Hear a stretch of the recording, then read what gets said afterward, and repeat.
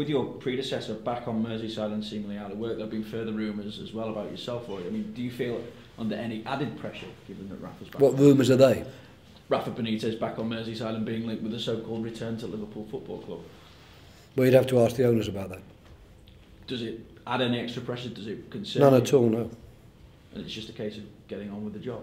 I mean, basically speaking, it would be surprising that someone, if he was the right man for the job, then it would have been wiser not to let him go for 6 months and have to then bring him back again. So, but no, those things. This job will always be linked with lots of people. I would think that when you're one of the top jobs in the country, then it would be very strange if there weren't other people being linked with your job, because I'm sure a lot of people are very envious of my position at this club and would very much like to take my place.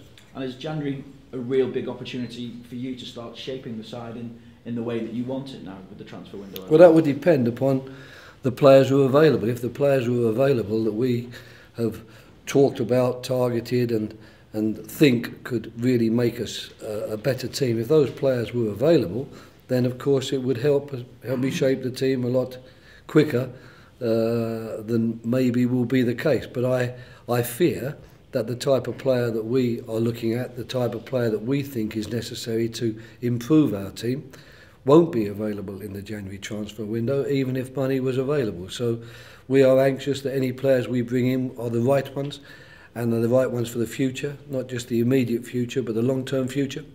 And it's important that they are better than the players we've got, because I think that the players we've got are better sometimes than they've shown on occasions, and I believe that they will do better in 2011. Could it be an exciting time for you as the manager, though, if you can get hold of those players? It's an exciting time for me as a manager at any time. Every day is exciting for me.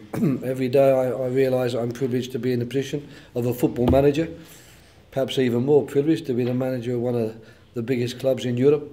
And so every day I regard as a privilege, and that type of privilege is brought home to one even more so when you visit hospitals like we did yesterday, and we see a lot of people who are anything other than privileged at the moment. So I would hope that I would never be found guilty of not saying any time that question comes.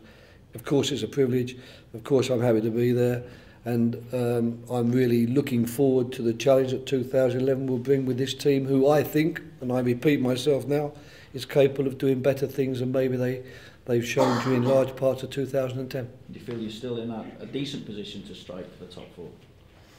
We're in a position to strike for it. Decent, I'll let other people decide.